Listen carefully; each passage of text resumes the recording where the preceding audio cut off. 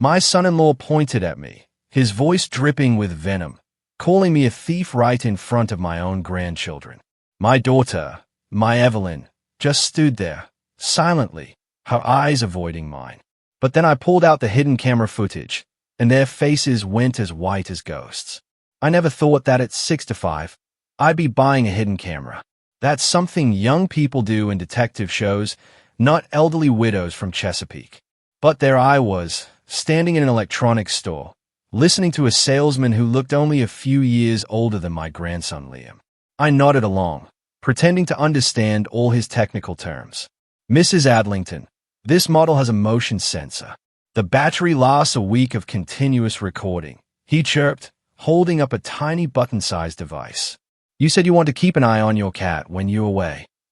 The lie about a cat, about Oscar, came surprisingly easy to me. Easier than admitting the truth. I suspected my own son-in-law of theft. Yes, my Oscar is too curious. He gets into everything when I'm not home, I said, forcing a smile. The truth is, I don't even have a cat. All I have is an empty house, too quiet since George died 3 years ago, and a nagging feeling that something was terribly wrong in my daughter Evelyn's life. Chesapeake isn't a huge town, but it's not tiny either. My house on Oak Street has been here for 50 years. George bought it right after we married, full of hopes and plans. I remember painting the walls together, planting young trees in the yard, and then bringing our newborn Evelyn home. Now, the trees are tall, and the house is worn by time, just like me. Evelyn lives on the other side of town with a husband I can barely tolerate and 2 wonderful children I see far less often than I'd like. It was a cool April morning. I paid for the camera, tucked the box into my bag, and stepped outside. The wind from the bay chilled me to the bone, forcing me to wrap my old wool coat tighter around myself. Days like this, my knee ached more than usual, a constant reminder of a fall last winter. I walked slowly along the sidewalk, gazing at shop windows, wondering how my life had spiraled to a point where I had to spy on my own family. It all started with $200 that disappeared from my wallet. I remembered clearly putting it there before going to Evelyn and Dexter's for Christmas. The money was for gifts, cash so my grandchildren could choose whatever their hearts desired. But when it was time to hand out presents, my wallet was empty. I searched the entire guest room, my purse, even my coat pockets. Nothing. You probably left it at home, Mom, Evelyn had said, her eyes darting away from mine. You've been forgetting things a lot lately. That wasn't true. Yes, I sometimes misplaced my glasses or keys, but I'd always been meticulous with money. 32 years working at a bank had drilled that into me. I'll give the kids their presents, Dexter interjected, ostentatiously pulling out his own wallet. Don't worry about it, Martha. There was always something so condescending in his voice when he spoke to me, as if I wasn't his wife's mother, but a capricious child needing care. Dexter Price, 42 years old, a long-haul truck driver with a perpetually tired look and a habit of shaking hands too firmly, as if to prove a point. I could never understand what Evelyn saw in him, apart from his undeniable good looks. At the time, I bit my tongue. I didn't want to spoil the holiday for my grandchildren. Liam, 10, and little Penny, 8, looked at me with wide, sensing eyes, picking up on the tension. They each received $20 from Dexter and thanked him uncertainly, clearly disappointed. That evening, lying in the guest room with its colorful wallpaper Evelyn had chosen for her nursery before she married, I wondered for the first time, what if Dexter took my money? The thought seemed absurd. According to Evelyn, he earned good money. Why would he steal from his elderly mother-in-law? But the seed of doubt was sown, and since then, I began to notice other oddities. Evelyn, once so lively and cheerful, now spoke quietly, often looking back at her husband as if seeking approval for every word. My phone calls went unanswered more and more often. Invitations to visit became rare and always coincided with Dexter's flights. He was supposedly so sorry he couldn't be there. And then there was the visit in March when I discovered someone had been rummaging through my bag. My things weren't where I'd left them, and my wallet was open. This time, no money was missing. It just wasn't there. I became more careful, but the fact itself. Coffee. Mom. Evelyn entered the living room without knocking, making me jump. She looked exhausted, with dark circles under her eyes. "Thank you, dear. Is everything all right?" "Of course," she replied too quickly. "I just didn't get much sleep. Penny was coughing all night." I knew that wasn't true. My room was next to the nursery, and I hadn't heard a single cough. But I didn't call my daughter out on her lie. After that visit, I began to notice how Dexter watched me intently when he thought I wasn't looking. How he asked questions about my house, about whether I kept anything valuable there, about the insurance policy George had left behind. "Grandma, do you have that old jewelry?" Penny asked me one day, sitting on my lap. "Dad said you have some beautiful jewelry that belonged to my great-grandmother." I froze. My grandmother's jewelry was indeed in my possession, not particularly valuable in monetary terms, but priceless in sentiment. I had never mentioned it to Dexter. "Dad said that?" I asked cautiously. "Yes. He told Mom that you were probably hiding it and didn't want to share." Evelyn, who had overheard our conversation, turned pale and snapped at her daughter. "Penny, go to your room." The look she gave me then, a mixture of fear and shame, convinced me that something was truly wrong in that house. I thought about it all the way home, sitting on the bus, watching the streets of Chesapeake fly by. I thought about it when I opened the door to my empty house. I thought about it while cooking dinner for one. George would have known what to do. He always knew how to resolve difficult situations. But George was gone, and now it was up to me to figure it out. That evening, wrapped in a blanket in the armchair by the window, I made a decision. The next time I visited my daughter, if my things or money went missing, I was going to find out who was responsible. And now, this tiny camera was in my bag. I felt like a spy from the movies George used to love watching. Ridiculous, embarrassing, but necessary. At home, I took out the device and began to study the instructions. The letters were too small, so I had to put on my glasses. The technical terms were confusing, but I understood the basics. The camera was activated by movement and recorded to a memory card, which could then be viewed on a computer. A computer? Another problem. I had an old laptop Evelyn had given me a few years ago. I used it mainly to look at photos of my grandchildren and sometimes read the news. Would I be able to view the recordings? "You'll figure it out, Martha," I said aloud, surprised at how often I'd started talking to myself since George's death. "You're not that old." For the next 2 days, I practiced using the camera. I set it up in different places in my bedroom, checked the viewing angle, and learned how to download and view the recordings. Several times, I almost threw everything in the trash out of sheer frustration. But stubbornness had always been my strong suit. By Friday, I felt like an expert, or at least a confident user. Just in time, Evelyn called with an invitation to Sunday lunch. "Dexter will be home," she said quietly. "He wants to talk to you about something important." Her voice sounded strange, but when I asked if everything was okay, she quickly changed the subject. On Sunday morning, I packed a small bag. Evelyn insisted I stay the night. I put a change of clothes, toiletries, medication, and of course, my camera, carefully hidden in my makeup bag. My daughter's house was in a new neighborhood in Chesapeake, a typical suburban cottage with a neat lawn and children's bikes on the driveway. Just like dozens of others on that street, faceless to my taste. Nothing like our old house on Oak Street, where every crack in the wall had a story. Evelyn opened the door before I could ring the bell. She looked nervous, but tried to smile. "Mom, I'm so glad you're here." Her hug was tight, almost desperate. I could smell her shampoo, the same one she'd used as a teenager. "Is something wrong, dear?" I asked quietly. "No, of course not," she replied too quickly. "Come in. The kids have been asking for you." Liam and Penny ran out into the hallway, happy and noisy. Liam, tall for his 10 years with serious eyes so like George's, and Penny, covered in freckles with 2 pigtails that bounced with every movement. "Grandma, did you bring anything?" "Penny." Evelyn scolded her. "That's not how you ask." "It's okay." I smiled, taking 2 small packages out of my bag. Of course, I did.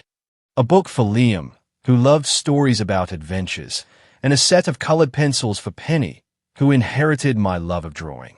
"Thank you, Grandma," Liam said ceremoniously, but his eyes were already lit at the sight of the book.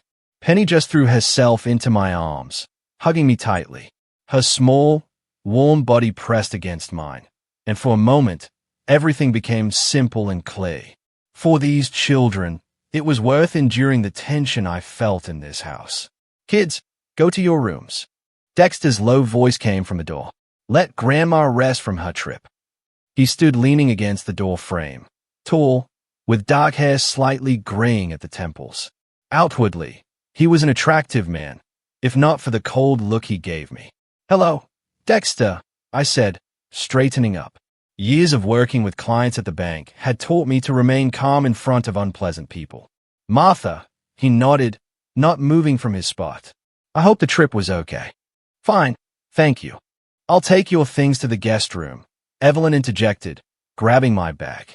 You and Dexter talk while I do that. Inside, I was tense. The camera was in my bag, but refusing to help my daughter would have aroused suspicion. Of course, thank you.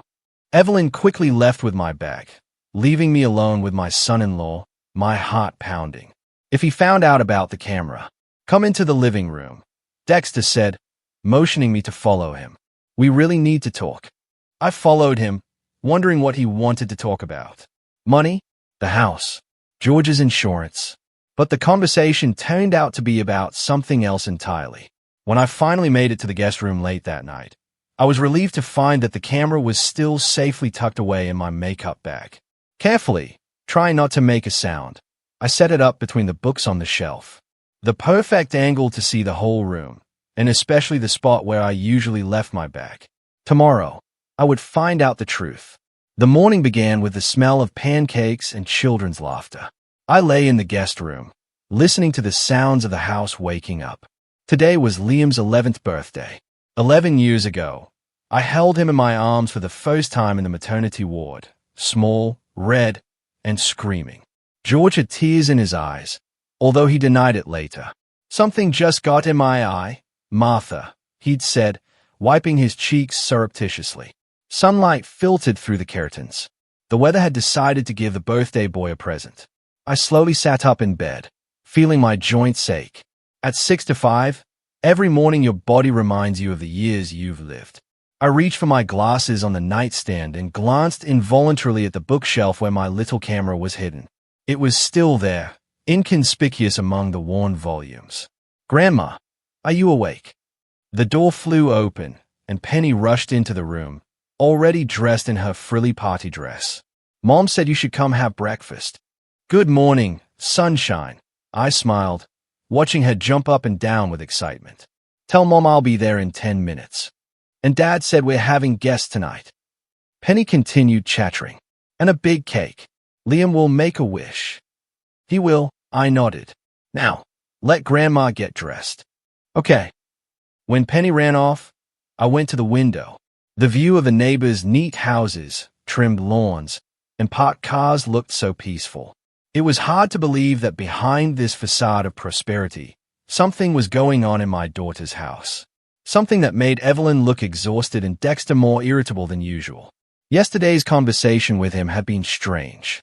I expected questions about money, but Dexter talked about work, about some promotion he'd been promised, about plans to buy a new car, as if he was trying to convince me, or himself, of his financial stability.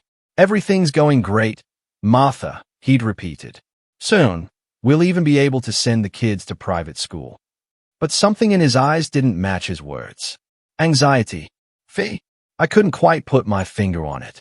After getting dressed, I hid the memory card from the camera in a secret pocket in my purse. Better to keep it with me than leave it in the room. The kitchen greeted me with the aroma of coffee and lively bustle. Evelyn was working her magic at the stove. Liam was setting the table, and Penny was hanging colorful paper garlands while standing on a chair. Happy birthday. I hugged my grandson, feeling him press against me for a moment before pulling away. He was already shy about showing affection. He was growing up. Thanks, Grandma, he muttered, returning to setting the table. Mom, coffee. Evelyn turned to me, and I noticed the bruise under her eye, which she was trying to cover with makeup. My heart ached. I knew that look. Don't look. Don't ask. Everything's fine. A look she had learned to use over the years of her marriage to Dexter. I'd love to, Day. Can I help you with anything? No, you're a guest, she replied too quickly. Just sit with the kids. We had breakfast without Dexter. According to Evelyn, he went to a bakery on the other side of town to get a holiday cake.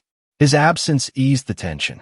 The children were talking louder, and Evelyn even smiled a few times. Grandma, did you bring me a present? Liam asked when he had finished his pancakes. Liam, Evelyn scolded him. That's not how you ask. It's okay. I ruffled the boy's hair. Of course, I did, but let's wait until tonight when all the guests are here.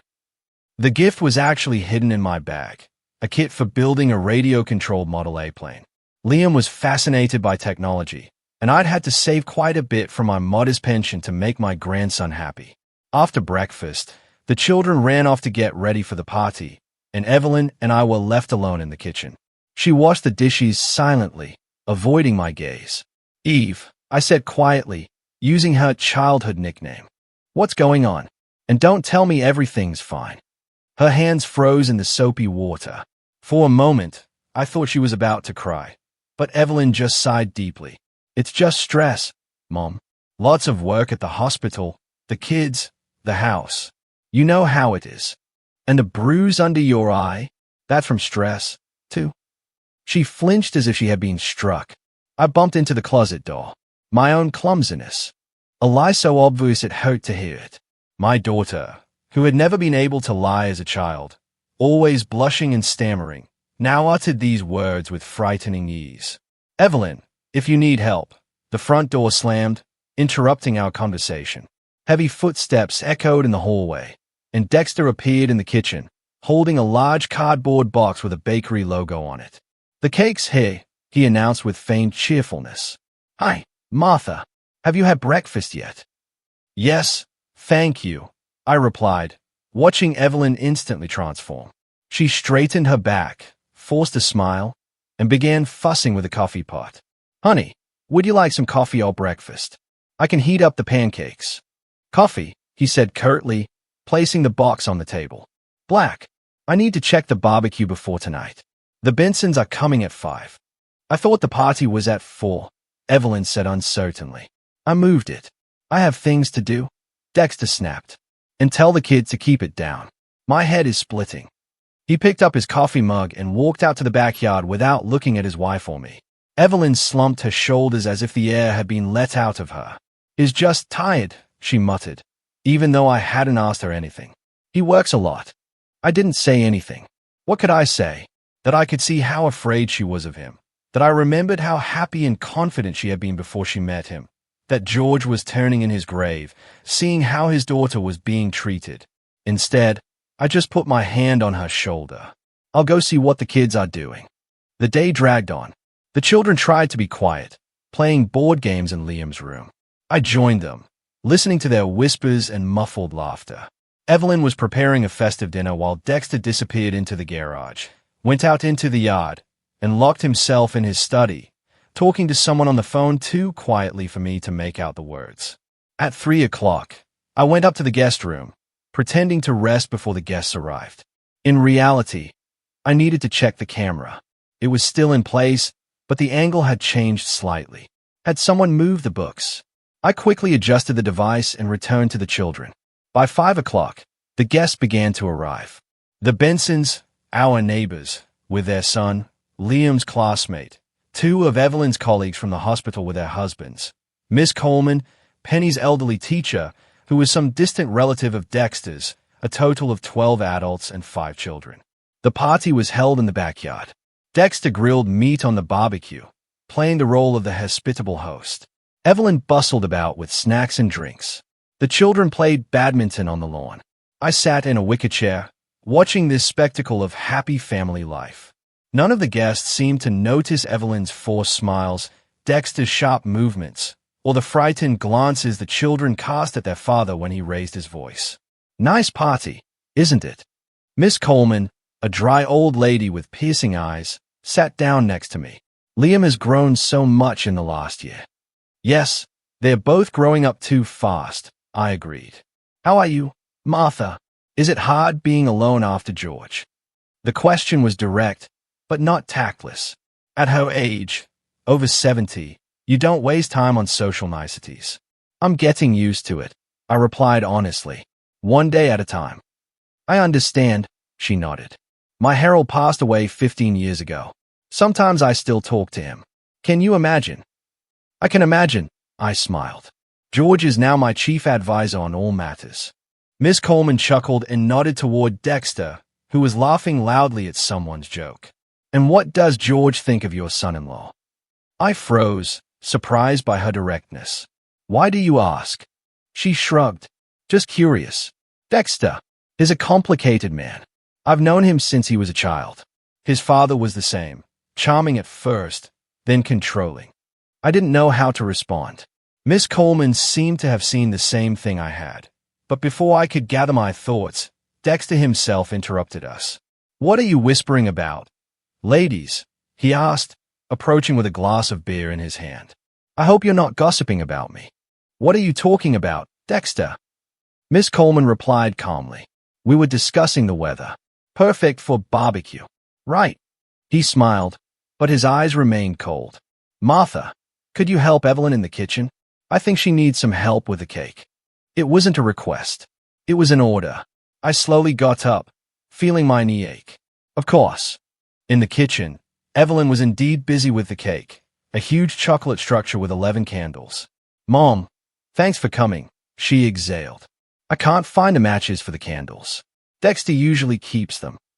She fell silent, opening and closing drawers. In the top cabinet, Dexter's voice came from the doorway. With my cigarettes, which you threw away last week. Evelyn flinched.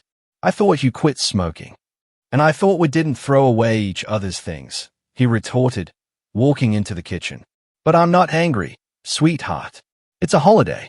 He put his arms around her shoulders, too tightly, judging by the way she winced. I turned away, pretending to look for cake plates. By the way, Martha, Dexter said to me, I found an old box in the attic. I think it's yours, with jewelry in it. I froze. My box.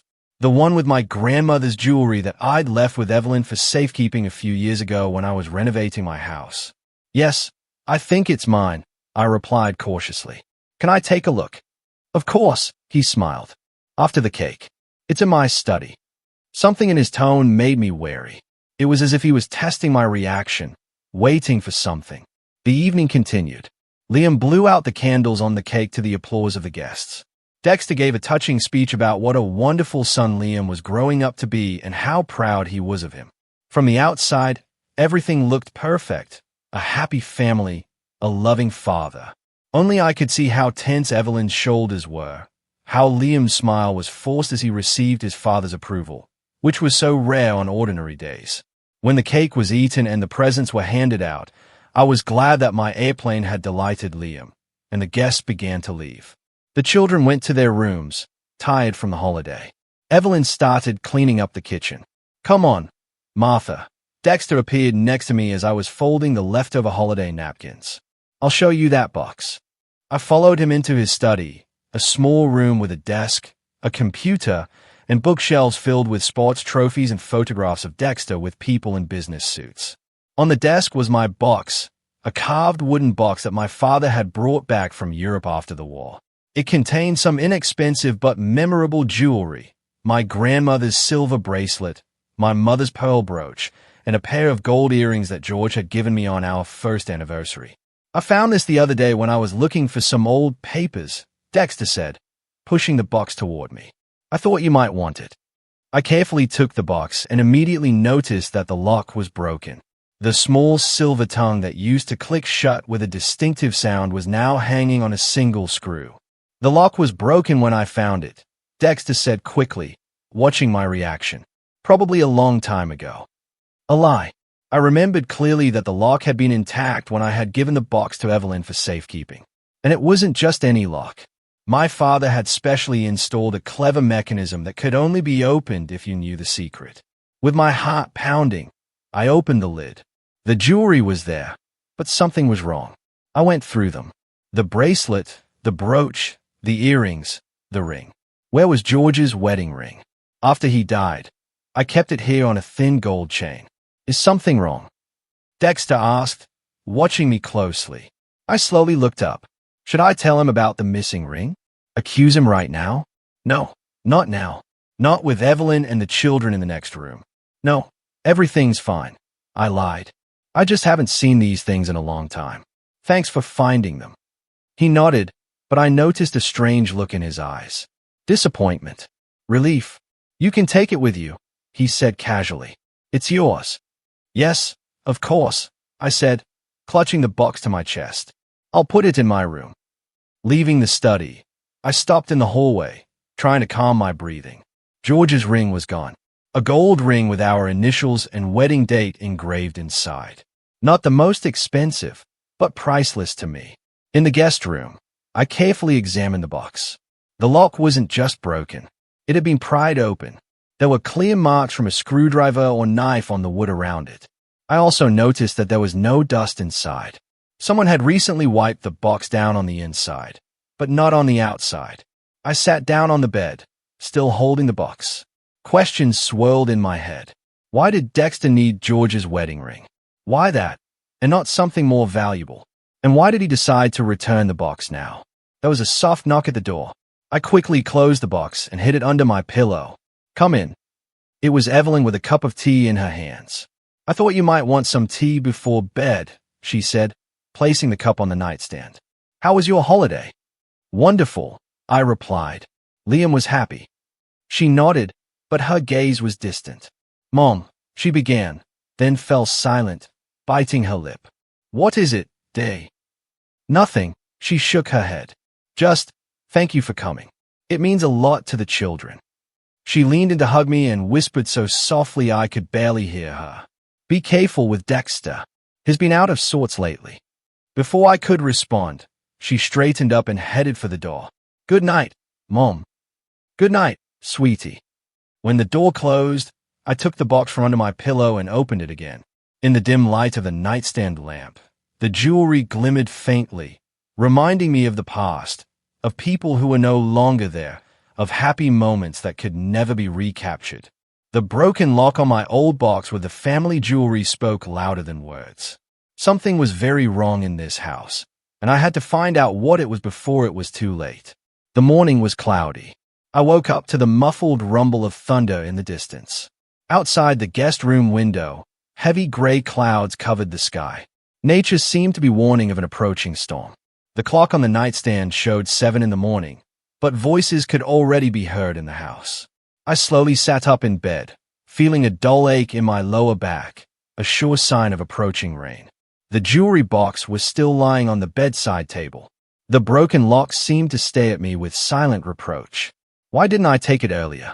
Why did I entrust it to my son-in-law, whom I never really knew? The voices behind the door grew louder. I recognized Dexter's irritated tone and Evelyn's quiet, soothing voice. They were arguing, though I couldn't make out the words. Then the door slammed and everything went quiet. I quickly got dressed, trying not to make any noise. A house dress, comfortable flat shoes, minimal makeup. At 6 to 5, you don't try to impress anyone in a mall, especially in your own family. I combed my graying hair into a simple bun and, glancing at my reflection in a small mirror, thought about how quickly time flies. It seemed like only yesterday I was a young woman full of hopes and plans, and today I was a widow whom my own son-in-law considered a burden.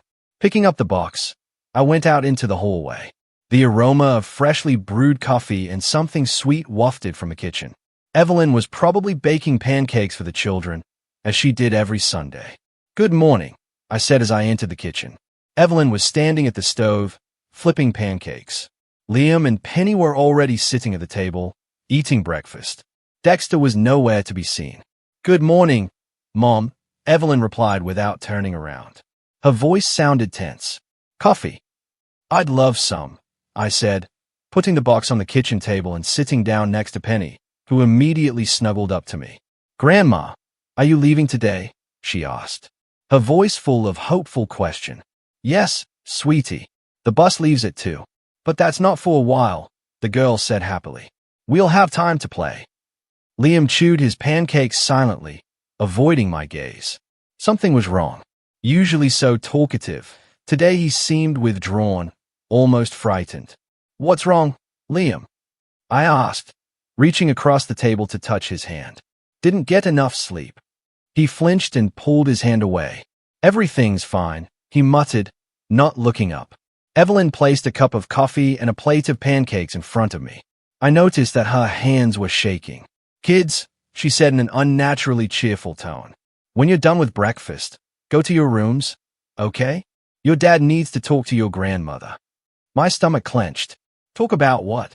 "About the box. About the missing ring." "I'm almost done," Liam said hurriedly, finishing his juice. "Let's go, Penny." "But I'm not finished," the girl protested. "Let's go," he repeated insistently, grabbing his sister's hand. "I'll let you play with my new toy." The offer worked. Penny, forgetting about her half-eaten pancake, jumped off the chair and followed her brother. At the door, she turned around and waved at me. "See you soon, Grandma." When the children left, I turned to Evelyn. "What's going on?" She sat down on a chair opposite me, still avoiding my gaze. "Dexter," she began, but fell silent when she heard heavy footsteps in the hallway. A moment later, he entered the kitchen, tall, broad-shouldered, with a stony expression on his face. He was holding something wrapped in a handkerchief. "Good morning, Martha," he said with a fake smile. "Did you sleep well?" "Fine, thank you."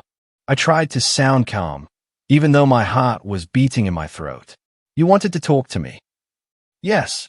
He sat down at the head of the table, placing the bundle in front of him. "About your jewelry box." I nodded, waiting for him to continue. Evelyn froze in her chair, pale as a sheet. "When was the last time you opened it?" Dexter asked. "Last night, when you gave it to me and everything was there." I hesitated. Should I tell him about the missing ring or wait and see where he was going with this? Not quite. I decided to be honest. George's wedding ring is missing. I kept it on a chain. Dexter nodded as if he had expected that answer. "You know, Martha, I've been noticing some strange things lately," he said slowly, drawing out his words. "Things going missing. First small things. Money from my wallet. Then Evelyn's watch. Then her mother's earrings." "Dexter," Evelyn interrupted quietly. "Maybe you shouldn't." "Shut up," he snapped, and she cringed as if she had been struck. "I'm going to take care of this once and for all." He turned to me, and I saw cold fury in his eyes. "And yesterday I decided to check your jewelry box, Martha. And do you know what I found there?" He unfolded the handkerchief, and a gold ring with a small diamond flashed on the table. My mother's engagement ring, which disappeared a month ago. I stared at the ring, unable to believe my eyes. I had never seen it before. "It's not mine," I said firmly. "I never took your things, Dexter. Don't lie to me." He slammed his fist on the table so hard that the cups jumped. "It was in your jewelry box. You took it when you stayed with us last month." "That's not true." I tried to remain calm, though I was trembling inside. "I'm not a thief, Dexter, and you know that." "I know." He smiled bitterly. "All I know is that ever since George died, you've been complaining about money. I know you're jealous of our house, of our life. I know you don't approve of me as your daughter's husband, and this is your way of getting back at us, by stealing our things." Evelyn sobbed quietly, covering her face with her hands. I looked at her, expecting her to stand up for me, to say a word in my defense, but she remained silent. "Evelyn," I said to my daughter, "you don't believe this, do you?" She looked up at me with tear-filled eyes, but before she could say anything, there was a rustling sound at the kitchen door. We all turned and saw Liam and Penny standing there, looking frightened at what was happening. "Dad," Liam said uncertainly. "What's going on?" Dexter turned to the children, and his face changed instantly. Anger gave way to feigned sadness. "Kids, I'm very sorry, but I have something to tell you," he said, motioning them closer. "Remember Grandma Price's ring that went missing? I found it at your Grandma Martha's house." Penny looked at me in confusion. "Grandma took someone else's ring." "No," I exclaimed. "Never. Dexter, don't get the kids involved in this." But he didn't seem to hear me. "Yes, Penny. Grandma Martha took things that didn't belong to her, he said gently, as if explaining a difficult concept. Sometimes adults do bad things when they don't have enough money. That's a lie. I jumped up from my chair, feeling the blood rush to my face. I've never taken anything that didn't belong to me.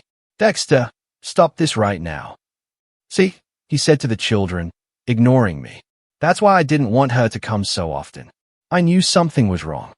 Liam looked at me with horror and disbelief. Penny started to cry. But Grandma can't be a thief, she whispered through her tears. She's nice. Sometimes people aren't who they seem, sweetie. Dexter patted her on the head. I'm so sorry. I felt the ground slip away beneath my feet. My own son-in-law was accusing me of theft in front of my grandchildren, and my daughter stood by silently, allowing it to happen. Evelyn, I turned to her, my voice shaking. Tell them the truth. You've known me all my life. You know I would never, Mom, she finally said, her voice barely audible. Just admit it, please. It'll be easier for everyone. I froze, unable to believe my ears. My own daughter, flesh of my flesh, was betraying me, agreeing with false accusations, depriving me of the last thing I had left, my grandchildren's respect. I will not confess to something I did not do, I said, feeling tears welling up in my throat. Never. Dexter shook his head, feigning regret. Then I'm very sorry, Martha, but I have to ask you to leave right now. I can't allow you to stay in my house, around my children. But Dad, Liam began. Grandma's bus is at 2. It doesn't matter. Dexter cut him off. She'll find somewhere to go, won't you, Martha? I looked at them all. At Dexter, triumphant. At Evelyn, broken. At the frightened children. And felt something inside me die. Faith in family, hope for justice. I don't know, but it was a pain I hadn't felt even after George's death. I'm leaving, I said, standing up. But know this. I never took what wasn't mine. Never. I headed for the door, but stopped, turning back to the box on the table. This is mine, I said, taking it and pressing it tightly to my chest. And I'll prove my innocence, I promised. Dexter smiled. Sure, Martha. Good luck with that. I walked past the children, trying not to look into their eyes, which were full of tears and confusion. I went up to the guest room and quickly gathered my things. The camera was still on the bookshelf, inconspicuous, but hopefully capturing everything that had happened in the room while I was away. Coming downstairs with my bag, I saw Evelyn standing in the hallway. She was alone. Dexter had taken the children to the living room. Mom, she whispered, I don't believe you're a thief. But Dexter is so convincing. And they really did find the ring in your jewelry box, which someone broke into, I said, looking her straight in the eye. You know, the lock was broken. You know I would never take something that didn't belong to me. I know, she lowered her gaze. But I can't do anything. He controls you, I finished for her. And you let him. You let him destroy our family. Humiliate me in front of my grandchildren. How can you, Evelyn? Tears rolled down her cheeks. You don't understand, Mom. You don't know what it's like. I do, I said, suddenly feeling so tired that even my anger receded. I know more than you think, and I'll help you, even if you didn't help me. I opened the front door. It had already started raining. A light, cold rain that penetrated to the bone. Perfect weather for the hardest day of my life. Goodbye, Evelyn. Mom, wait. She grabbed my arm. Where are you going? It's raining, and the bus won't be here for hours. I'll find somewhere to go. I repeated Dexter's words with bitter irony. Don't worry about me. Worry about your children who are growing up watching their father mistreat their mother and humiliate their grandmother. I stepped out into the rain without looking back. My bag weighed heavily on my shoulder, and the box hidden inside seemed impossibly heavy. But the heaviest thing of all was my heart, broken by the betrayal of those closest to me. The streets of Chesapeake were almost empty on that Sunday morning. The few passers-by hurried to take shelter from the rain, paying no attention to the elderly woman with a bag, slowly wandering along the sidewalk. I walked without looking where I was going, just trying to get as far away from my daughter's house as possible. 2 blocks away, I found a small cafe that was open despite the early hour. The bell jingled as I entered, and an elderly waitress behind the counter looked up. "Terrible weather, isn't it?" she said cheerfully. "Please have a seat wherever you like." I chose a table by the window, where I could see the rain turning the street into a blurry, gray canvas. Like my life. Yesterday, it was bright and full of meaning. Today, it seemed colorless and shapeless. "Coffee?" the waitress asked, approaching with a notepad. "Yes, please," I said without even looking at the menu. "Can I use your phone?" "Of course, dear." She nodded toward the phone on the wall by the cash register. "Is everything all right?" I tried to smile, but it didn't come out right. "Just a little family problem. Nothing serious." She nodded understandably and walked away to get my coffee. I took a worn notebook out of my bag where I kept important numbers. Among them was the number of Vernon Coulson, my neighbor, a former police officer who sometimes gave me a ride from the supermarket and helped with minor repairs around the house. Maybe he could meet me at the bus station, or if I was lucky, even come and pick me up here. That would be better than sitting in a cafe until 2 o'clock and then spending another hour on a bus, wet and humiliated. I went to the phone and dialed the number. After the third ring, a familiar, hoarse voice answered. "Coulson speaking." "Vernon, this is Martha Adlington." I tried to speak evenly, but my voice betrayed me and trembled. "Your neighbor from Oak Street, Martha." His voice sounded surprised. "What happened? Are you all right?" "Not really," I sighed deeply. "I'm in Chesapeake, at my daughter's." "Well, not at my daughter's anymore. I need to get home, but the bus doesn't leave until 2 o'clock. I thought maybe you could give me your address," he interrupted without hesitation. "I'll come over." I felt tears of gratitude welling up in my throat. "It's Jenny's Cafe, on the corner of Maple and Fifth. But I don't want to trouble you. Maybe you could just meet me at the bus station." "I'll be there in 40 minutes, he said firmly. "Don't go anywhere." Returning to my table, I wrapped my hands around the hot coffee cup, trying to warm myself. My wet clothes clung to my body, and my gray hair had come out of its bun and hung in damp strands. I must have looked like a real city lunatic. What would George say if he saw me like this? He would probably scold Dexter first, then Evelyn, and then hug me and say, "Martha, old girl, don't let them get you down. You're stronger than you think." I took my wallet out of my bag to pay for the coffee and felt for the memory card from the camera. A small piece of plastic that might contain the proof of my innocence. I had to watch the recording as soon as possible. The rain was getting heavier, drumming on the cafe windows. I sat there, staring out the window, feeling completely crushed. My son-in-law had accused me of stealing family jewels in front of my grandchildren. My daughter hadn't stood up for me, and now I was sitting in a strange cafe, wet and alone, waiting for a stranger who had shown me more kindness than my own family. In my pocket was a memory card, my only hope of proving my innocence and perhaps revealing Dexter's true colors. But now that seemed so distant and unreal. All I felt was the pain of betrayal and the cold of that rainy April morning penetrating to the very core of my being. Vernon Coulson arrived exactly 40 minutes later, as promised.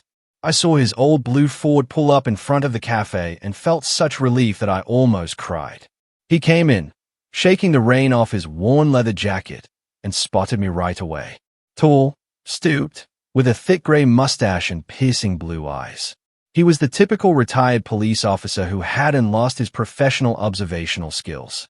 "Martha," he said, approaching my table and giving me a quick, appraising look. "You're soaked to the skin." "I wasn't in the rain long," I replied, standing up. "Thank you for coming, Vernon. I don't know what I would have done. Don't mention it." He waved it off. "I was going into town for a new garden hose anyway. Are you ready?" I nodded and took out my wallet to pay for the coffee. "I already paid," Vernon said. "Let's go. The car is warm." The car was warm. I buckled my seat belt, put my bag on my lap, and only then allowed myself to relax a little. We drove onto Chesapeake's main street, heading toward the edge of town. "So," Vernon said, keeping his eyes on the road, "what happened with your daughter?" I took a deep breath. Where to start? How could I explain this whole ugly situation without making Evelyn look bad? I've been accused of theft, I finally said. Dexter, my son-in-law. He said I stole his mother's jewelry. Vernon grunted but said nothing, waiting for me to continue. He made a scene in front of the children. He said he found his mother's ring in my jewelry box, but I've never seen that ring before. My voice trembled. And Evelyn, she didn't say a word. She just stood there, letting him accuse me in front of her own grandchildren. I see. Vernon nodded. An unpleasant situation. What are you going to do? I clutched my bag tighter. I have proof. At least, I hope I do. Vernon glanced at me, raising an eyebrow. Proof? I installed a camera in the guest room, I admitted, feeling a strange sense of relief at finally being able to tell someone. A small, inconspicuous one. It recorded to a memory card. I suspected something was wrong in the house when money went missing from my wallet last time. Vernon smiled slightly under his mustache. Not bad for a beginner detective. What's on the recording? I don't know. I shook my head. I haven't looked yet. I need a computer. I have a laptop at home, he said. You can use it. We drove the rest of the way in silence. I looked at the Chesapeake suburbs rushing by, gradually giving way to rural landscapes, and thought about how quickly things that had taken years to build could be destroyed. Trust, respect. It all seemed so fragile now. Our neighborhood greeted us with the same rain, but not as heavy. Vernon stopped in front of his house, a neat, one-story building across the street from mine. Come on, he said, turning off the engine. Have some hot tea, dry your clothes, and then we'll watch your recording. I followed him down the wet driveway to the porch. Inside, Vernon's house was just as I had imagined it. Simple, functional, a little old-fashioned. The furniture was sturdy, but not new. On the walls were photographs of Vernon in his police uniform with other people, presumably colleagues. One was with a woman, probably his late wife, whom he sometimes mentioned. The bathroom is over there, he said, pointing to a door in the hallway. You'll find a towel. I'll put the kettle on.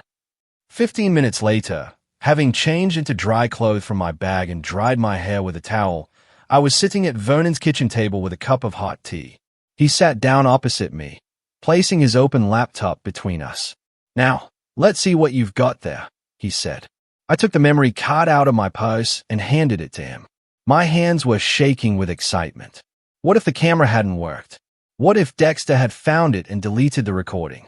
What if I really looked like a paranoid old woman spying on her own family? Vernon inserted the card into the laptop and clicked the mouse a few times. There are several files here, he said. They are dated. Which one do we need? Yesterday's, I think, I replied. I set up the camera on Saturday evening after talking to Dexter. He nodded and opened the file. The screen went blank for a moment. Then an image of the guest room in Evelyn's house appeared. The quality wasn't perfect, but it was clear enough. I could see the bed, the bedside table, part of the wardrobe, and the door. There was no sound. I had forgotten to activate that feature. We'll have to fast forward, Vernon said. There are several hours of footage here. He sped up the playback. Frames of an empty room flashed across the screen. Sometimes I appeared, combing my hair, reading a book, getting ready for bed. Stop, Vernon said suddenly, slowing down the playback. Someone's coming in. I leaned forward, peering at the screen. Dexter entered the room. He looked around, listened, then quickly walked over to my bag, which was standing by the bed. He began rummaging through it, looking increasingly annoyed.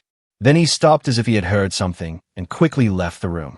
That was yesterday afternoon, I said, when I was with the kids. Vernon fast-forwarded the recording.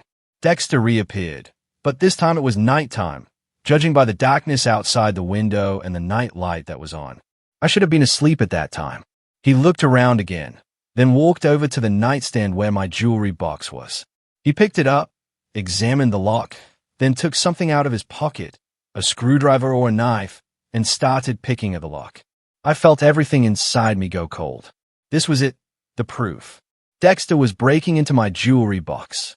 In the recording, he finally opened the box, quickly rummaged through the contents, then took a small object out of his pocket, a ring, and placed it among my jewelry. Then he closed the box, put it back in its place, and left the room.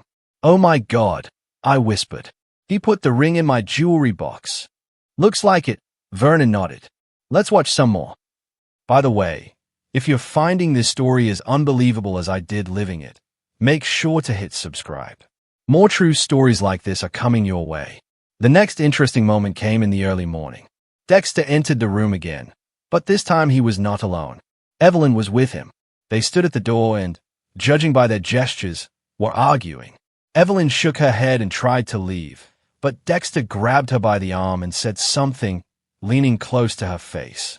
She cringed, nodded, and they both left. "Too bad there's no sound," Vernon said. "But it's clear enough as it is. Is intimidating your daughter." I nodded silently, feeling tears welling up in my eyes. Poor Evelyn.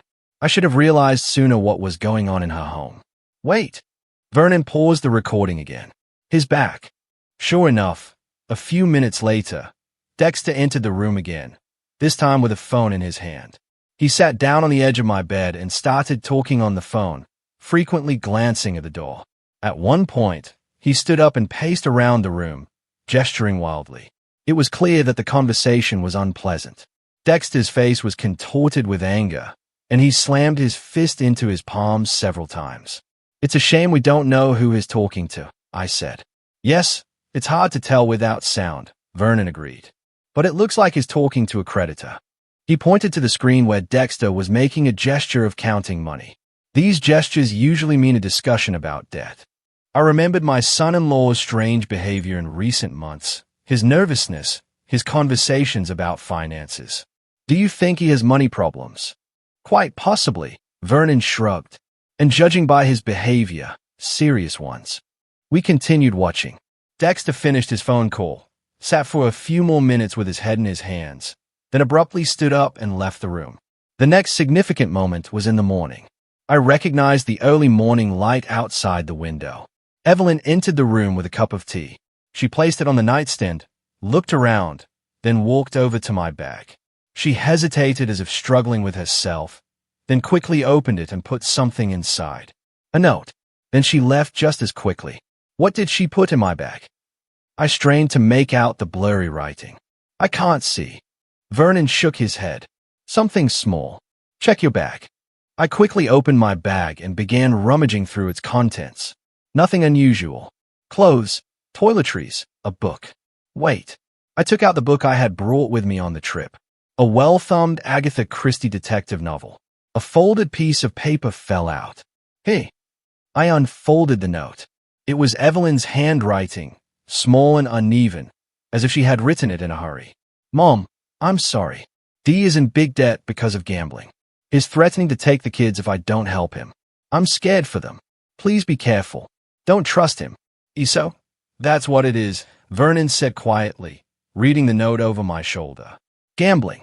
Poor Evelyn," I said, pressing the note to my chest. "She's afraid of him. Afraid for the children." Vernon returned to the laptop and continued watching. The last fragment of the recording showed Dexter entering the room again, this time with a clear intention of searching it thoroughly. He checked all the drawers, looked under the bed, and even rummaged through the books on the shelf where the camera was hidden. For a moment, I held my breath. He was about to find it, but Dexter was apparently in a hurry and didn't notice the small device. He continued his search, becoming increasingly irritated, and finally, finding nothing of interest, left the room, slamming the door behind him. That was where the recording ended. I leaned back in my chair, stunned by what I had seen. "Now it's clear what happened," Vernon said, closing the file. "Your son-in-law is in debt because of gambling. He needs money urgently, so he decided to get rid of you by accusing you of theft. Maybe he was counting on the insurance money from the jewelry or just wanted to divert suspicion from himself. But why involve the children?" I still couldn't understand Dexter's cruelty. Why did he have to humiliate me in front of them? "To convince everyone of your guilt," Vernon explained. "Children are sincere. If they didn't believe you were capable of theft, they might have defended you or asked uncomfortable questions. Dexter needed to turn them against you." I remembered my grandchildren's faces, frightened, confused, their eyes filled with tears. Dexter had taken away not only their grandmother, but also their belief that those closest to them were always honest and kind. What am I supposed to do now, Vernon? I asked, feeling completely lost. I have the recording. But who would believe an old woman accusing her son-in-law of forgery? Vernon stroked his mustache thoughtfully. The police are unlikely to get involved in a family dispute without clear evidence of violence, he said. But the recording is a good start. We need more information about Dexter's debts. Who does he owe? How much? How serious are his problems? I don't know. I shook my head. Evelyn never mentioned any financial difficulties. On the contrary, Dexter always boasted about how well they were doing. Typical of gamblers, Vernon snorted, maintaining the appearance of prosperity until the very end. And your daughter's note confirms that is threatening her and the children. That's serious. I reread Evelyn's note. I'm afraid for them. What exactly did she mean? Physical violence or the threat of taking away her parental rights? In any case, my daughter and grandchildren were in danger, and I was sitting here on the other side of town, helpless and confused. We have to go back, I said firmly. Show Evelyn the note.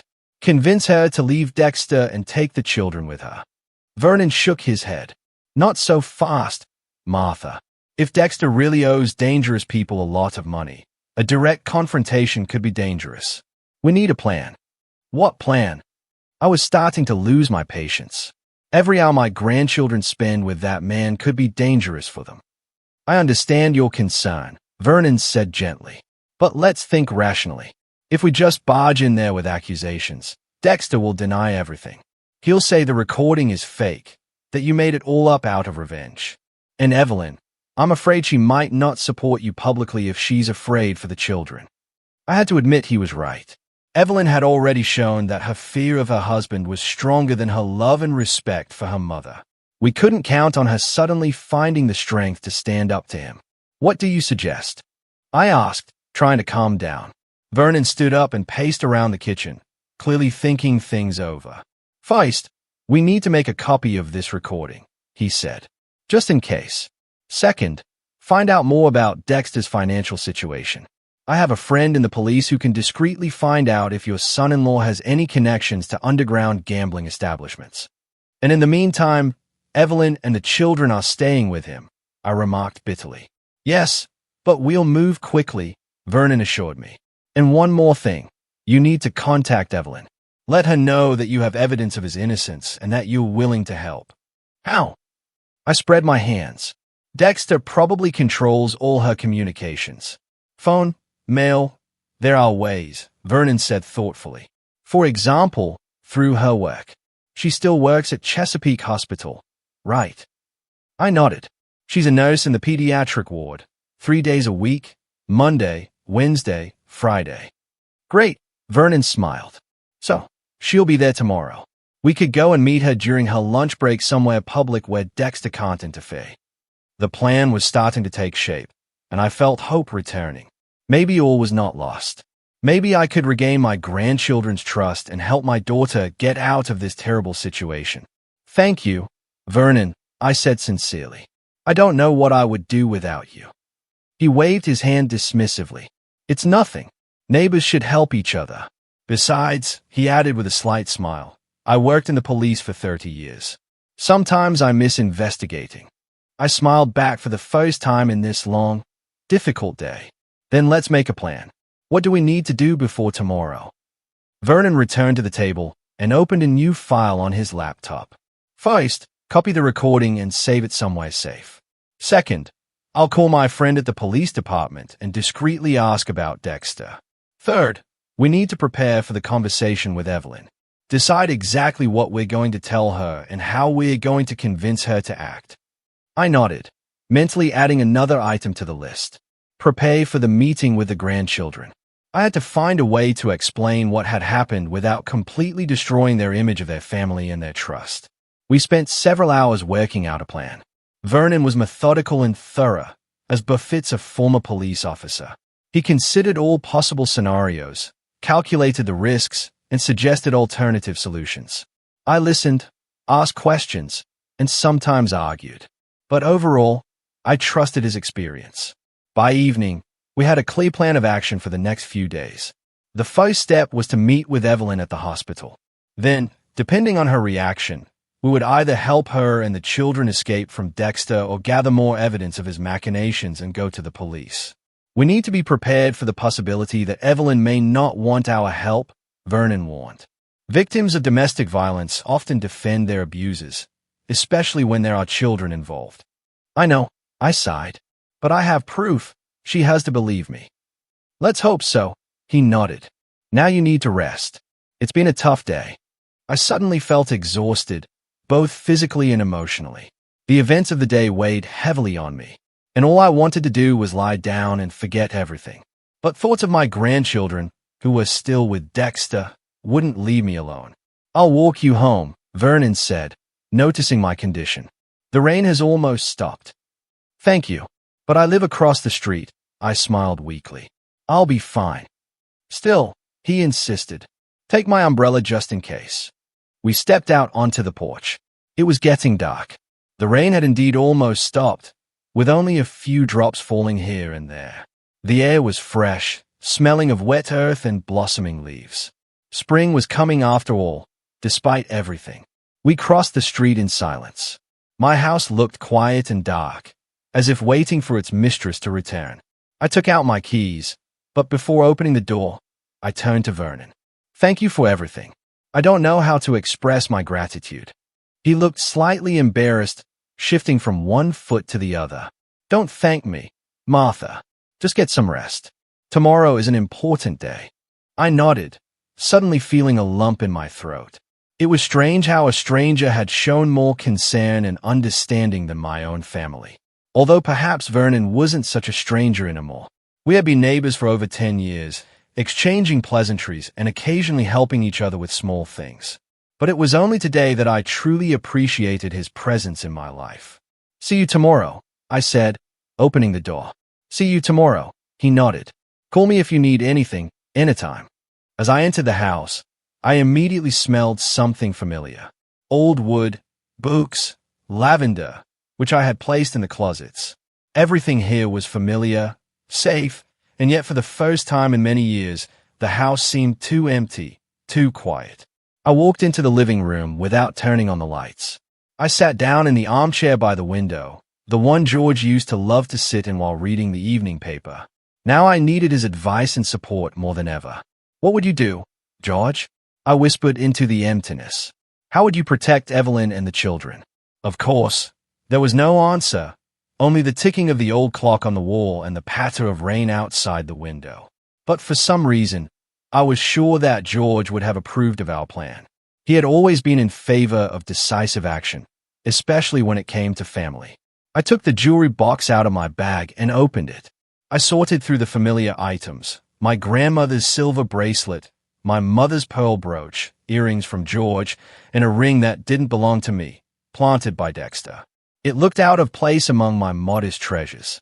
Too new, too shiny, probably bought recently, specifically for this setup. Tomorrow, I'll see Evelyn. I'll show her the recording. I'll explain that I'm ready to help, that she's not alone. I'll convince her to get the children and get away from Dexter before it's too late. And if she refuses, well, then I'll have to go to Plan B, gather more evidence against Dexter, and go to the police. I couldn't let him ruin my daughter's life and my grandchildren's lives. With these thoughts in mind, I finally made my way up to the bedroom, feeling exhausted. Tomorrow would be a new day, a day when I would start fighting for my family. Monday morning dawned sunny, as if nature had decided to make up for yesterday's rain. I woke up early, before 6 o'clock, with a heavy heart, but with determination. Today, everything had to change. After showering and getting dressed, I chose my clothes more carefully than usual. A dark blue dress with a jacket, a little makeup, and the pearl earrings George had given me. I wanted to look composed and confident, not the broken old woman they had seen yesterday. At 8 o'clock, the doorbell rang. Vernon, punctual as always, stood on the doorstep in his usual leather jacket, but today he was wearing a tie, which gave him a particularly formal appearance. Good morning, Martha, he nodded. Are you ready? As ready as I can be, I replied, picking up my bag containing my laptop with my notes and the documents we had gathered the day before. The drive to Chesapeake took about 40 minutes. We rode in silence, each lost in our own thoughts. I looked at the passing scenery and thought about how my life had changed in just 2 days. On Saturday, I was just an elderly widow visiting her daughter and grandchildren. Today, I was driving to rescue them from the man they call their husband and father. Did you manage to contact your friend and the police? I asked, breaking the silence. Vernon nodded, keeping his eyes on the road. Yes, I called him last night. Dexter Price is well known in certain circles. He owes money to several underground casinos and a local loan shark named Radcliffe.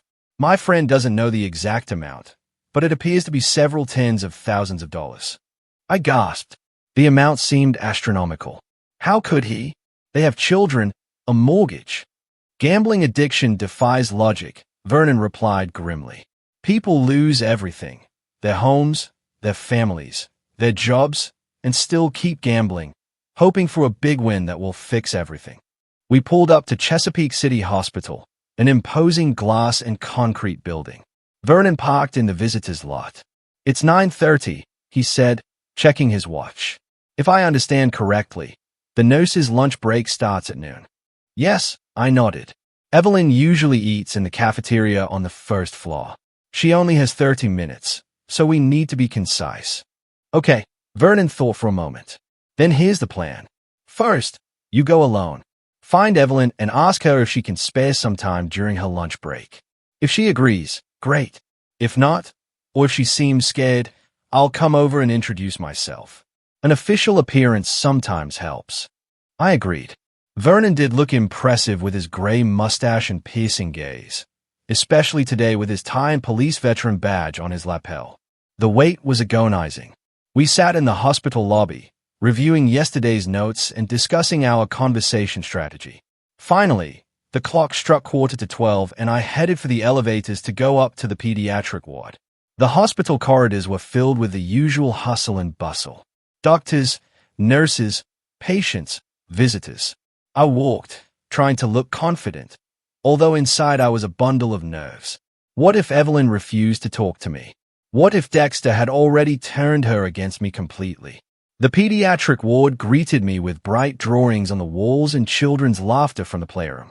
I approached the nurse's station where a young nurse was writing something in a logbook. Excuse me, I'm looking for Evelyn Price, I said. Is she on duty today? The nurse looked up and smiled. Yes, she's in the treatment room. She should be free soon. Are you her mother? She looked me over, surprisingly. You look like her. Yes, I said, feeling a strange pride at her words. Despite everything that had happened, Evelyn was still my daughter, my flesh and blood. I'll wait for her here, if I may. Of course, the nurse nodded. Have a seat. Or should I call her if it's urgent? No. I'll wait, I replied hastily. The last thing I needed was to draw attention to our meeting. I sat down on one of the plastic chairs in the hallway and prepared to wait. 10 minutes later, the door to the treatment room opened and Evelyn emerged, holding the hand of a little boy with a bandage on his elbow. She led him to his room, saying something affectionate, then turned and froze when she saw me. Her face paled, her eyes widened in surprise. And Faye? She quickly looked around as if checking to see if anyone was following her, then walked quickly over to me. Mom, she whispered. What are you doing here? I stood up, feeling my knees tremble. We need to talk, Eve. It's important. She looked around again, nervously, tucking a strand of hair behind her ear, a gesture I remembered from her childhood. I can't. Dexter isn't here, I said firmly. And we're going to talk about him, about what he did. Evelyn bit her lip, clearly struggling with herself. I have lunch in 15 minutes, she finally said. Meet me in the cafeteria on the first floor, the table in the far corner by the window. Okay. I nodded. And Eve, I have a friend with me, a former police officer. He wants to help. She flinched, but nodded. Okay, just be careful. Dexter sometimes shows up unannounced. When I went down to the cafeteria, I found Vernon already sitting at a table in the corner. There were 2 cups of coffee in front of him. She's coming, I said, sitting down across from him. In 15 minutes. Vernon nodded, not showing any surprise. Okay, what does she look like? Scared, I replied honestly. And she seems afraid that Dexter might show up here. Is that possible? She said he sometimes comes by unannounced. Vernon frowned. Then we need to be ready to act fast. Did you bring your laptop? I nodded, patting my bag. And all the documents, too. Exactly 15 minutes later, Evelyn entered the cafeteria. She had changed out of a medical uniform and was wearing jeans and a sweater, her hair pulled back in a ponytail. She looked tired and tense. When she saw us, she froze for a moment, then walked decisively toward our table. Hi, Mom, she said quietly, sitting down next to me. Then she turned to Vernon. You must be the friend Mom was talking about. Vernon Coulson, he said, extending his hand. Nice to meet you. Although the circumstances aren't the most pleasant. Evelyn shook his hand cautiously, then turned to me. I only have 25 minutes. What's going on, Mom? I took a deep breath, gathering my thoughts. Evelyn, I know the truth about Dexter, about his debts, about the ring he planted, about everything. Her eyes widened and she turned even paler. What are you talking about? I have proof, I interrupted, opening my bag and taking out my laptop. I set up a camera in the guest room, and it recorded Dexter putting the ring in my jewelry box. Evelyn stared at me as if she couldn't believe her ears. You, what? See for yourself, I said, opening my laptop and playing the recording. Right here. See? He comes into the room at night, picks the lock on the box, and puts the ring inside. Evelyn stared at the screen, unable to look away, her hands resting on the table, clenched into fists so tightly that her knuckles turned white. And hey, I continued, switching to another clip. Is talking on the phone. Judging by the tone, it's with a creditor. Vernon thinks it's about gambling debts. Radcliffe, Evelyn whispered, her eyes glued to the screen. His name is Radcliffe. He lends money at exorbitant interest rates. And if he doesn't pay him back on time, she fell silent, covering her face with her hands. I put my hand on her shoulder, feeling her tremble. Eve, sweetheart, why didn't you tell me? I could have helped. How? She asked bitterly, lowering her hands. Tears glistened on her cheeks. By giving him your savings, selling the house. That wouldn't solve the problem. Dexter would just lose that money, too. He can't stop. What about your note? I took out the folded piece of paper I had found in the book. You wrote that he threatened to take the children away. Is that true? Evelyn nodded, wiping away her tears. He says that if I leave or seek help, he'll prove that I'm a bad mother, that I work too much and don't pay enough attention to the children, that he'll fight for full custody and won't let me see them. Those are empty threats, Vernon interjected. The court takes many factors into account, including financial stability, and your husband, from what I understand, has serious debts and a gambling addiction. No judge would give the children to a father with such problems.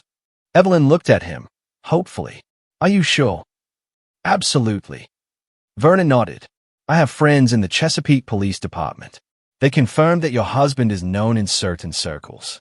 Debt, gambling, possibly even embezzlement at work. He's not the kind of man a court would trust with children. Evelyn began to cry again, but now it seemed to be out of relief. I was so afraid, she whispered, so scared of losing Liam and Penny.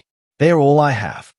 You have me, I said quietly, squeezing her hand. And I'll never let Dexter take your children away from you.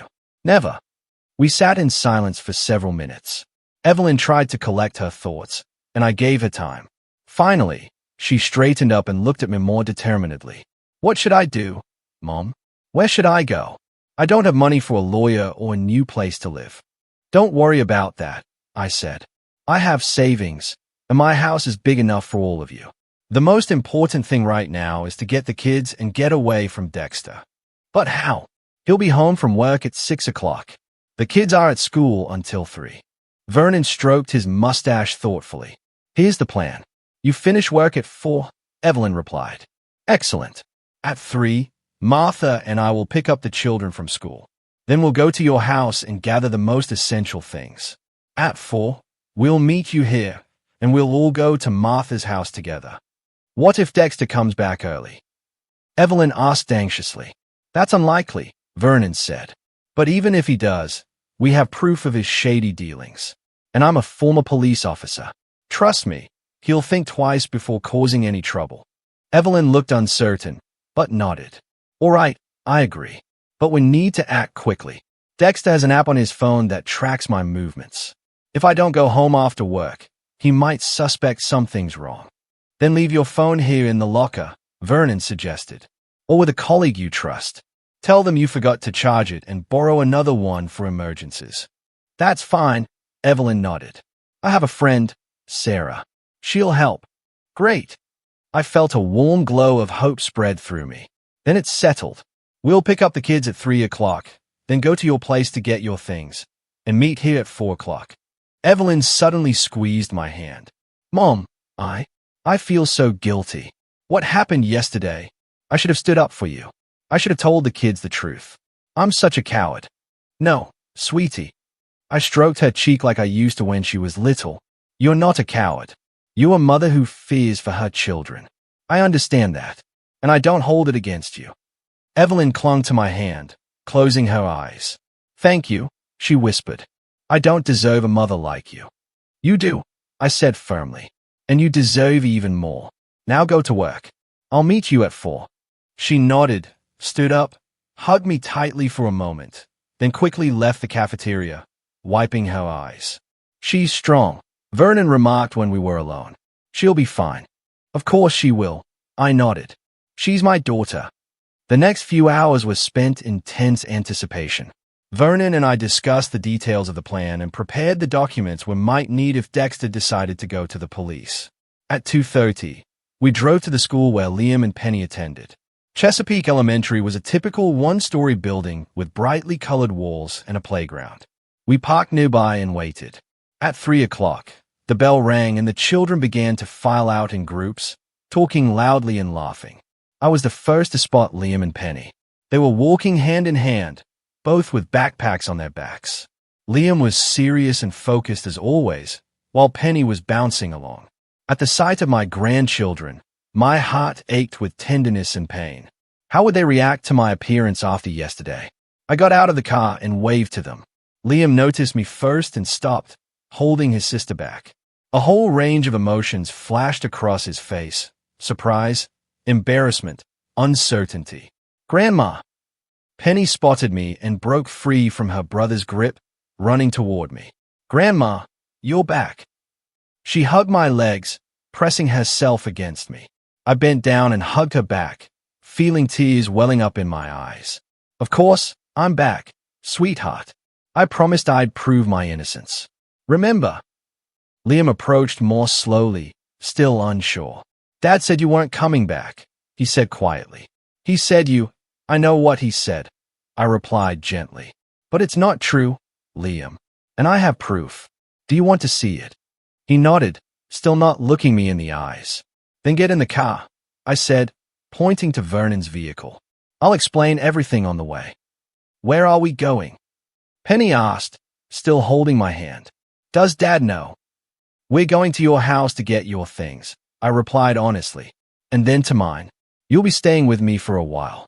And no, Dad doesn't know yet. But Mom agrees. We just spoke to her. Liam frowned, clearly confused by what was happening, but obediently got into the car. Vernon introduced himself, trying to look as friendly as possible, which wasn't easy with his stern appearance. On the way to Evelyn's house, I showed the children some excerpts from the recording. Only the parts where Dexter puts the ring in the box.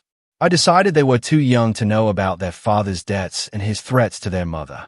See, I said when the recording ended. Dad put the ring in my box and then accused me of stealing it. But why? Penny asked, puzzled. Dad said stealing is wrong. Why did he do it himself? Sometimes adults do the wrong thing, I replied cautiously, especially when they have problems. What kind of problems? Asked Liam, who seemed to understand more than he was saying. Adult problems, I replied evasively. The important thing is that I've never taken anything that didn't belong to me. And I'll never lie to you. I promise. We pulled up to Evelyn's house. It looked the same as always. A neat cottage with a trimmed lawn. It was hard to believe that such terrible secrets were hidden behind this facade of prosperity. "Do you have a key?" Vernon asked, stopping the car. I shook my head. "No, but the kids should have one." "I have one," Liam confirmed, taking a key on a lanyard out of his backpack. "Mom gives it to me when we come home from school before her." We entered the house. Everything looked normal, clean, tidy. No trace of the drama that had unfolded here yesterday. "Okay, kids," I said firmly. "We need to gather your things. Just the essentials. Clothes, school supplies, favorite toys. Everything should fit in one suitcase per person." They nodded and ran to their rooms. I followed them, helping them choose what to take and leave behind. Vernon went to Evelyn's bedroom to gather her things. We decided it would be quicker that way. Half an hour later, we had 3 suitcases, one for Liam, one for Penny, and one for Evelyn. I added a few more family photos, some documents I found in Evelyn's desk drawer, and a laptop that might contain important information. "All done," Vernon said, loading the suitcases into the car. "Now we have to get to the hospital by 4 o'clock. We were just about to leave when a familiar black pickup truck pulled into the driveway. My heart sank. Dexter! He was back early. "It's Dad!" Penny exclaimed, looking out the window. Vernon made a split-second decision. "Kids, get in the car. Quick," he commanded. "Martha, you too. I'll talk to him." "No," I said firmly. "I have to be here. This is my family." Vernon wanted to argue, but when he saw the look on my face, he just nodded. "All right, but you kids get in the car." Liam and Penny, frightened and confused, obediently got into the car. Vernon and I stepped out onto the porch just as Dexter climbed out of the pickup truck. When he saw us, he froze for a moment, then his face contorted with rage. "What the hell are you doing here?" he barked, heading toward us. "I told you yesterday. Get out of my house." "This is my daughter's house," I replied calmly, though I was trembling inside. "And her children's, and I came to pick them up." Dexter laughed, an unpleasant, evil laugh. "Take them. Where? They're my family. Mine." He took another step toward the porch, but Vernon stepped forward. "Mr. Price," he said in a formal tone, "I'm Vernon Coulson, a former police officer. We have evidence of your slander against Mrs. Adlington, as well as information about your debts to Radcliffe and several underground casinos. I suggest you step aside and let us leave peacefully." Dexter paled at the mention of Radcliffe's name. "Who the hell are you, and how do you know?" "That's not important," Vernon interrupted. "What's important is that your wife and children are leaving temporarily until you sort out your problems." "Evelyn." Dexter looked around as if expecting to see his wife. "Where is she? What did you tell her?" "The truth," I replied. "About how you planted the ring in my jewelry box. About how you threatened to take the children away if she left you. About your debts." "Nonsense," he spat, but his voice trembled. "You have no proof." "I do," I said, taking my laptop out of my bag and opening it. "The camera in the guest room. The recording of you breaking into my jewelry box and planting the ring. The recording of your conversation with the creditor. It's all there, Dexter." He stared at the screen, his face showing his realization of defeat. Anger gave way to fear, then despair. "You don't understand," he said in a different tone. "These people, they are not kidding. If I don't get the money back, that's your problem, Mr. Price," Vernon said. "But blackmailing your mother-in-law and threatening your wife is not the answer. Now we're leaving, and I advise you not to try to stop us." Dexter stood with his shoulders slumped, looking at us, and then at the car where the children were sitting. For a moment, I even felt sorry for him, a broken man who had lost everything because of his own weakness. "Can I at least say goodbye to the kids?" he asked quietly. I glanced at Vernon. He nodded slightly. "No drama," I warned. "And in our presence." Dexter nodded and slowly walked toward the car. Liam rolled down the window, looking at his father wearily. "Hi, champ," Dexter said, trying to smile. "Hi, princess," he added, noticing Penny in the back seat. "Dad, we're going to Grandma's," Penny said. "Are you coming too?" Dexter shook his head, swallowing hard. No, sweetheart. Daddy has to take care of some things. But I'll come see you soon. Okay. You promise? She asked hopefully. I promise, he said, looking over at Liam, who was silent. Take care of your sister. Okay, champ. Liam nodded slowly, still not saying a word. It was clear how hard it was for him to realize that his father had lied, betrayed his grandmother, and now they were leaving him. We have to go, I said, approaching the car. Evelyn is waiting for us at the hospital. Dexter stepped back, allowing me to get into the car. Vernon got into the driver's seat and started the engine. Don't try to follow us or threaten us, he warned Dexter through the rolled-down window. My friend in the police has a copy of all the evidence. One phone call and you'll have problems worse than your debts. Dexter nodded silently, his hands in his pockets. As we drove away, I saw him in the rearview mirror standing on the driveway, watching us go, a lonely figure against the house he might soon lose. The children were silent on the way to the hospital, each lost in their own thoughts. Penny pressed herself against me, resting her head on my shoulder. Liam sat upright, staring out the window with a blank expression. Everything will be okay, I said quietly, hugging my granddaughter. I promise. We arrived at the hospital at exactly 4 o'clock. Evelyn was already waiting for us at the entrance, shifting nervously from foot to foot.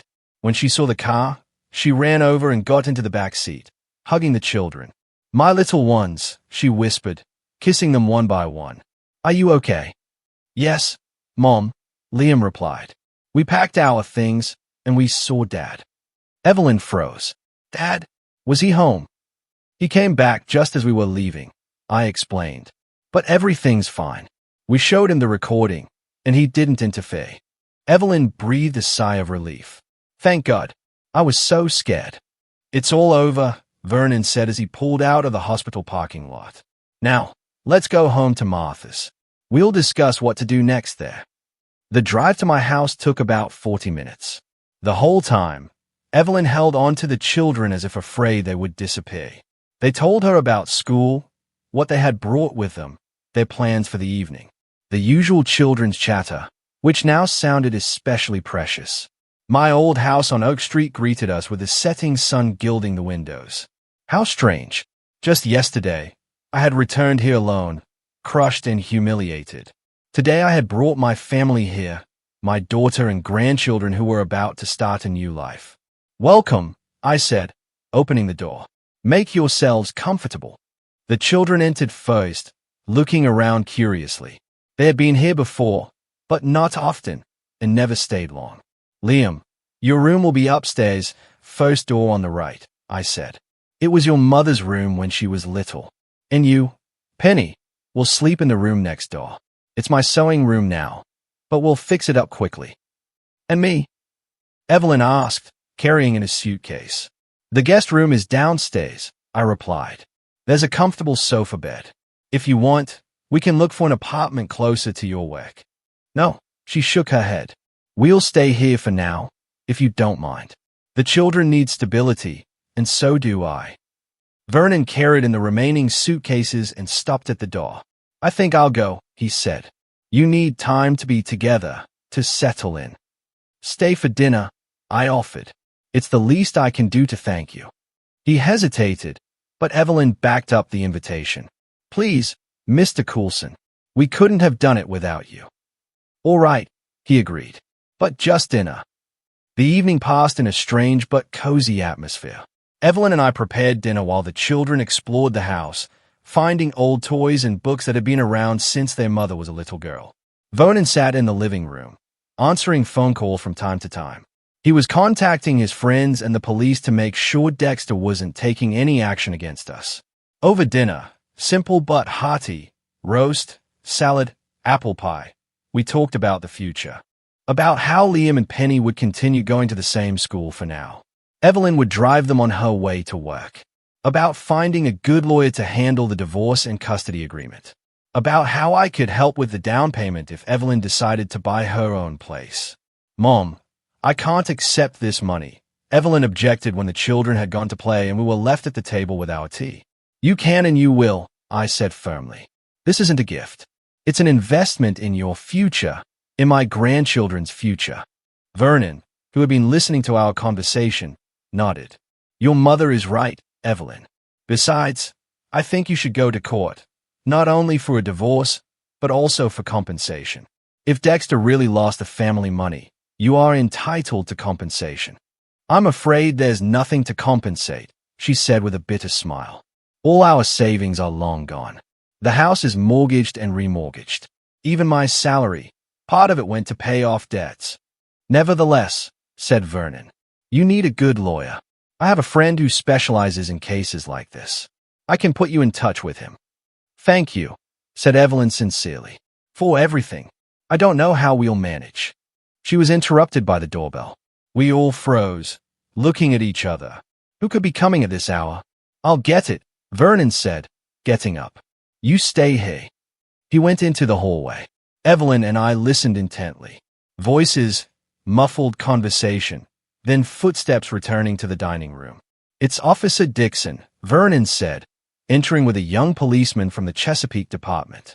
He has news about Dexter. Officer Dixon, a blond man in his 30s, nodded to us. Mrs. Price, he said to Evelyn, I need to inform you that your husband, Dexter Price, was arrested an hour ago for assaulting a creditor named Howard Radcliffe. Mr. Radcliffe is in the hospital with a concussion and a broken jaw. Your husband is at the station, charged with aggravated assault. Evelyn turned pale and pressed her hand to her mouth. My God, she whispered. He's completely lost his mind. We also found an unregistered firearm in his pickup truck, Officer Dixon continued. So, there will be more charges. Given the severity of the crime and his previous convictions for fighting, he will most likely receive a significant sentence. Previous convictions? I asked, looking at Evelyn. Did you know? She shook her head. No, he never. God, how could I have been so blind? Officer Dixon continued. Mr. Price asked us to tell you that he won't be seeking custody of the children and agrees to a divorce on your terms. He also asked us to apologize to you, Mrs. Adlington. He turned to me. For the false accusations. I nodded, not knowing what to say. It was a strange feeling to receive an apology through a police officer from a man who had publicly humiliated me in front of my grandchildren just yesterday. What happens next? Evelyn asked in a trembling voice. Court, Officer Dixon replied. You will be called as a witness. The children will probably be questioned too, but in a sensitive manner with a psychologist present. Mr. Price is facing 5 to 10 years, considering all the circumstances. After the officer left, we sat in silence for a long time. Evelyn cried quietly, as if mourning not only her broken marriage, but all the years she had spent in fear and deception. I have to tell the children, she finally said. They have a right to know. Not today, I said gently. Give them time to settle in hay. Tomorrow or the day after will be enough time for difficult conversations. Vernon nodded in agreement. Your mother is right. Right now, the children need peace and a sense of security. Everything else can wait. Evelyn wiped away her tears and nodded. You're right. First, we need to get settled. We'll start a new life, and we'll manage, I said, taking her hand, together. Vernon left around 10 o'clock, promising to stop by tomorrow to help with the paperwork and contact a lawyer. Evelyn and I put the children to bed, read them a story. Penny insisted on this ritual, and finally sat down together in the living room. Mom, Evelyn said quietly, looking at me with pain and remorse. I'll never be able to make up for what I did, the way I betrayed you yesterday. You've already made up for it, I replied, sitting down next to her on the sofa. By finding the strength to leave, by protecting the children, by choosing the truth, even though it was scary. I should have done it sooner. She shook her head. Before he accused you, before he started threatening you, before he lost all our savings. Don't beat yourself up, I said, hugging her shoulders. What's done is done. What matters is that we're together now, and no matter what happens, it will always be that way. Evelyn clung to me like she did when she was a child, when she was afraid of a thunderstorm or scary dream. Promise. I promise. I kissed her on the top of her head. Now go to sleep. Tomorrow is the start of a new life. When everyone had gone to bed, I sat in the living room for a long time, looking at the family photos on the walls. George, young and smiling, with little Evelyn in his arms. Evelyn in her prom dress. Me with newborn Liam in the maternity ward. Penny on her first bike. My family. No matter what, she was with me again. And even though there were many difficulties ahead, court, divorce, rebuilding my children's trust, we would get through it together. In the bedroom, getting ready for bed, I glanced one last time at the jewelry box on the dresser, the small wooden box that had unwittingly caused all these events. Inside was still the ring Dexter had slipped into it, a silent witness to his desperation and meanness. Tomorrow, I would give it to the police as evidence. But today I was just grateful that the truth had prevailed, that my daughter and grandchildren were back with me, for the fact that even at 65, it is possible to start a new chapter in life. With these thoughts, I went to bed, feeling at peace for the first time in a long time. Penny was snoring quietly behind the wall, and in the room opposite, Liam was probably reading under the covers with a flashlight, his favorite pastime. Downstairs, Evelyn was probably still crying, mourning the past, but already looking to the future with hope. My family, my fortress. Whatever happens next, we've already survived the worst, and we've become stronger. Have you ever faced a moment where you had to fight for the truth, even against those you loved? I really want to know your stories.